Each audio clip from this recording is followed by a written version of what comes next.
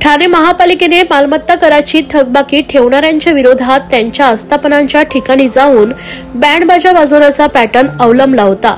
तो आता यशस्वी झाला असून मालमत्ता कराची थकबाकी भरणाऱ्यांमध्ये 10% वाढ झाली आहे. विशेष म्हणजे मालमत्ता कराची 600 कोटींची रक्कम महापालिकेच्या तिजोरीत जमा झाली आहे. ठाणे महापालिकेच्या मालमत्ता कर विभागाला उद्दिष्ट गाठण्यासाठी अवघ्या 2.5 महिन्यांचा अवधी शिल्लक आहे. तसेच हे उद्दिष्ट गाठण्यासाठी महापालिका आयुक्त सौरभ राव यांनी ठोस पावले उचलण्याचे निर्देश दिलेत. त्यानुसार त्याची अंमलबजावणी प्रभाग समितीनिहाय उपायुक्तांनी सहाय्यक आयुक्तांनी करण्यास सुरुवात केली आहे. त्यानुसार काही दिवसांपूर्वी ठाणे नौपाडा कोपरी प्रभाग समितीच्या माध्यमातून उपायुक्त शंकर पाटोळे यांच्या मार्गदर्शनाखाली ठाणे बाजारपेठेत असलेल्या विविध आस्थापनांच्या ठिकाणी अशा पद्धतीने ढोलताशा वाजवून त्यांनी मालमत्ता कराचा भरणा करावा असं आवाहन करण्यात आले होते. यापूर्वी या थकबाकीदारांना पत्राद्वारे भेटून अथवा नोटिसीद्वारे कळवण्यात आले होते. मात्र त्यानंतरही ज्या आस्थापनांनी थकबाकी भरलेली नाही त्यांनी मालमत्ता कराचा भरणा करावा याकरिता महापालिकेनं थेट बँडबाजा घेऊन जाण्याची शक्कल लढवली होती. ती आता यशस्वी झाली. बँडबाजा पॅटर्न वापरल्यानंतर मालमत्ता कराची थकबाकी भरणाऱ्यांमध्ये 10% वाढ झाली. विशेष म्हणजे 20 जानेवारीपर्यंत महापालिकेच्या तिजोरीत मालमत्ता करापोटी 600 कोटी 10 लाखांची रक्कम जमा झाली. यंदाच्या आर्थिक वर्षात मालमत्ता कराच्या माध्यमातून 850 कोटी रुपयांचं उद्दिष्ट ठाणे महापालिकेसमोर आहे. जांभळीनाका परिसरातील बाजारपेठेत अनेकांच्या दुकानांसमोर बँडबाजा ढोलताशा घेऊन महापालिकेचे पथक दाखल झाले होते. हा ढोलताशा केवळ मालमत्ता कराची थकबाकी त्या आस्थापनांनी भरावी यासाठीच बजावण्यात येत होते. ज्या आस्थापनांची थकबाकी 10 लाखांच्या वर असेल अशा आस्थापनांच्या विरोधात महापालिकेनं ढोलताशा वाजवण्याची अनोखी शक्कल लढवली होती.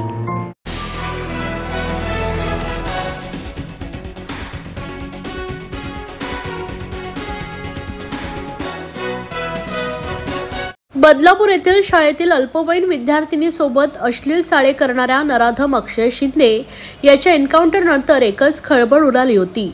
मात्र हा एन्काउंटर फेक असल्याचा आरोप करत अक्षय शिंदे यांच्या कुटुंबियांनी उच्च न्यायालयात धाव घेतली होती.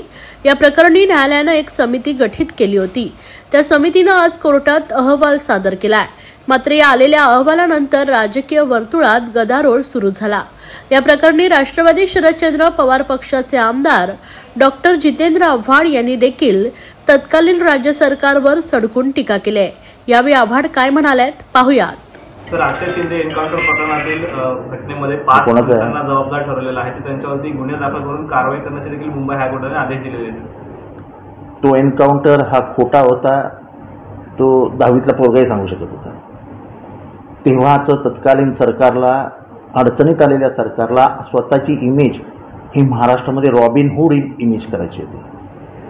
त्यांचा आदर्श कोण आहे मला माहीत नाही, पण कायद्याचं राज्य असलेल्या महाराष्ट्रामध्ये न्यायाने निर्णय देण्याच्या आधीच न्याय द्यायचा ही नवीन पद्धती सुरू करण्याची जी काही ओढ लागली आहे महाराष्ट्रामध्ये,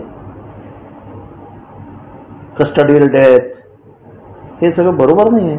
हे कायद्याचं राज्य आहे. मी आभार मानतो न्यायालयाचे की तिथनं तरी आता न्याय मिळेल. कारण का मी 7-8 वर्षामध्ये बघतोय ठाणे पोलीस हे फक्त राजकीय हस्तक म्हणून काम करतात. आणि खास करून ठाणे पोलीस, माझा हे मार्क करा, खास करून ठाणे पोलीस म्हणजे अगदी मर्डरचा आरोपी सुद्धा सोडवण्यापर्यंत मजल गेली ठाणे पोलिसांची. मर्डरचा आरोपी हे जर कमिशनर ऐकत असतील तर त्यांनी हा मर्डर कुठला आहे आणि पोलिसांनी कोणाला मदत केली याचा शोध नक्की घ्यावा. त्यामुळे अक्षय शिंदेला तुम्ही नाहक मारलात. कारण का तुम्हाला ह्याच्यातले मेन जे गुन्हेगार आहेत, ज्यांनी मेन हे बलात्कार केले आहेत, त्यांना लपवायचं होतं.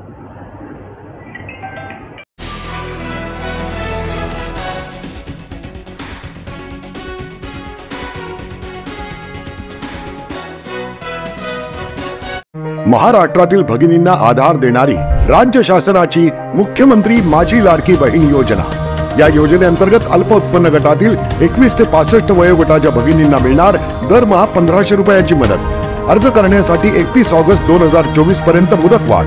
कुटुंबाचं वार्षिक उत्पन्न 2.5 लाख रुपयांपेक्षा कमी असलेल्या महिला पात्र। कुटुंबाकडे पिवळं किंवा केशरी रेशन कार्ड असल्यास उत्पन्नाचा दाखला आवश्यक नाही।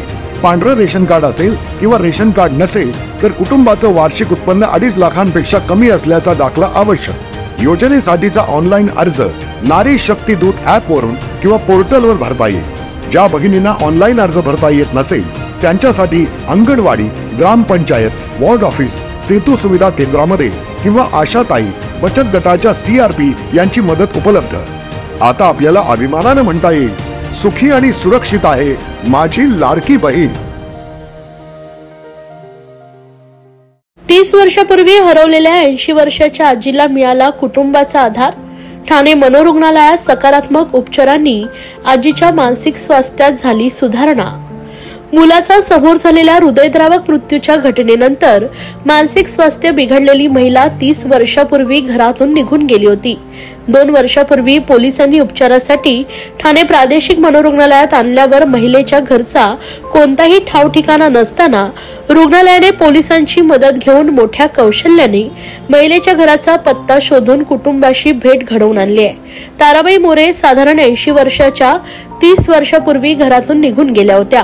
मानसिक स्वास्थ्य हरवलेल्या ताराबाईंना 2 वर्षापूर्वी नाशिक पोलिसांना आढळून आल्यावर त्यांना उपचारासाठी ठाणे प्रादेशिक मनोरुग्णालयात दाखल केलं। ताराबाई या कुठून आल्या याची कोणतीही माहिती मिळत नव्हती, त्यामुळे ताराबाई यांच्या कुटुंबियांना शोधायचं कसं हा प्रश्न रुग्णालयाला होता। रुग्णालयाचे वैद्यकीय अधीक्षक डॉक्टर नेताजी मुळीक यांच्या मार्गदर्शनाखाली ताराबाईवर मानसिक उपचार आणि त्यांच्या कुटुंबियांपर्यंत पोहोचवण्याचे प्रयत्न सुरू होते, अशी माहिती रुग्णालयाचे समाजसेवा अधीक्षक नितीन शिवदे यांनी दिली आहे। ताराबाई यांच्या घरचा पत्ता विचारायचा झाल्यास ती पंचवटी एवढंच सांगायची। रुग्णालयानं पंचवटी पोलिसांशी संपर्क साधून ताराबाई यांच्या कुटुंबाचा शोध घेण्यास सांगितलं, मात्र फारसा काहीसा उपयोग झाला नाही। दरम्यानच्या काळात ताराबाईंवर समुपदेशन, ग्रुप थेरपी आणि औषधोपचार देण्याचं काम सुरू होतं। त्यांचं मानसिक स्वास्थ्य हळूहळू सुधारत होतं, त्यामुळे तिच्याशी विचारपूस करताना अहिल्यानगर शहरातील एका परिसराचं नाव ताराबाई यांनी सांगितलं असता रुग्णालयानं तत्काळ जवळच्या पोलिसांशी संपर्क करून ताराबाई यांची माहिती दिली। यावेळी पोलिसांनी रुग्णालयाला तिच्या कुटुंबाला शोधलं आणि नुकतंच ताराबाई यांना कुटुंबाकडे सुपूर्द केलंय। ताराबाई यांचं मानसिक स्वास्थ्य चांगलं सुधारलं असून यासाठी मानसोपचार तज्ञ डॉक्टर मोहम्मद फैजल मोहम्मद सादिक, डॉक्टर मधुरा गायकवाड, समाजसेवा अधीक्षक नितीन शिवदे, ब्रह्मदेव जाधव, महिला परिचारिका, पोलीस कर्मचारी राहुल शेळके या आदींनी अथक परिश्रम घेतले। 30 वर्षापूर्वी घरातून गेलेल्या ताराबाई यांना शोधण्यासाठी कुटुंबियांनी देखील खूप प्रयत्न केले होते, पण आमचे कर्मचारी आणि पोलिसांनी ताराबाई यांच्या कुटुंबाचा शोध घेतला। ताराबाई जेव्हा कुटुंबाला भेटल्या त्यावेळी त्यांच्या कुटुंबांचा आनंद शब्दात सांगता येणार नव्हता। कुटुंबाने केक कापून आनंदी वातावरणात ताराबाई यांचं स्वागत केलंय। आमचे समाजसेवा अधिकारी ताराबाई यांच्या स्वास्थ्याची चौकशी करत असतात, असं डॉक्टर नेताजी मुळीक यांनी सांगितलंय। ताराबाई यांचा 13 वर्षांचा मुलगा झाडावर चढला होता। अचानक वरून गेलेल्या विजेच्या तारेचा झटका लागून मुलाचा दुर्दैवी मृत्यू झाला। आपल्या मुलाचा समोर झालेला मृत्यू बघून ताराबाई यांचं मानसिक संतुलन बिघडलं। साधारण 30 वर्षापूर्वी ताराबाई घरातून न सांगताच बाहेर गेल्या आणि त्या पुन्हा कधीच परतल्या नाही, अशी माहिती नितीन शिवदे, समाजसेवा अधीक्षक, मनोरुग्णालय ठाणे यांनी दिली आहे। मला प्रादेशिक मनोरुग्णालयाला अतिशय आनंद होत आहे की आम्ही एक मनोरुग्ण 30 वर्षानंतर त्याच्या स्वगृही कुटुंबात त्यांचं कुटुंबात मिलन करत आहोत। जी गोष्ट अशी आहे की सदर महिला 30 वर्षापूर्वी घरातून मानसिक आजाराच्या धक्क्यामुळे बाहेर पडली होती। कारण त्यापूर्वी त्या काळात त्याचा मुलगा झाडावर चिंचा काढण्यासाठी चढला होता, त्यावेळी शॉक लागून मृत्यू पावला होता। त्याच्याप्रमाणे त्याला मानसिक धक्का बसल्यामुळे 30 वर्षापूर्वी ती घरातून बाहेर पडली। त्यानंतर ती नाशिकच्या पंचवटी भागात राहत होती। पण 2 वर्षापूर्वी तिचं मानसिक आजार वाढल्यामुळे पोलिसांनी तिला आमच्याकडे दाखल केले।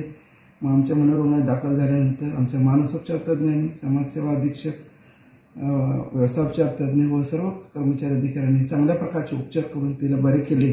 बरे केल्यानंतर तिचा पुनर्वसनाचा प्रश्न येत होता, त्यावेळी आम्ही क्लू शोधत तिचा पत्ता काय सापडतो का नाही।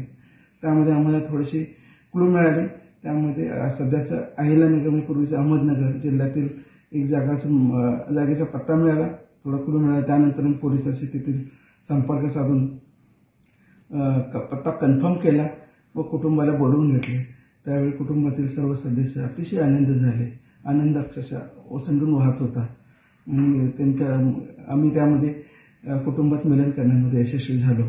याबद्दल आम्हाला अतिशय आनंद होतो आहे. तर आम्ही समाजाला असं आव्हान आहे की आपल्या घरातील कोणी व्यक्ती घरातून गायब झाली असेल तरी जवळचे मनोरुग्णालय किंवा तीर्थक्षेत्र अशा ठिकाणी शोधणं सुद्धा गरजेचं आहे.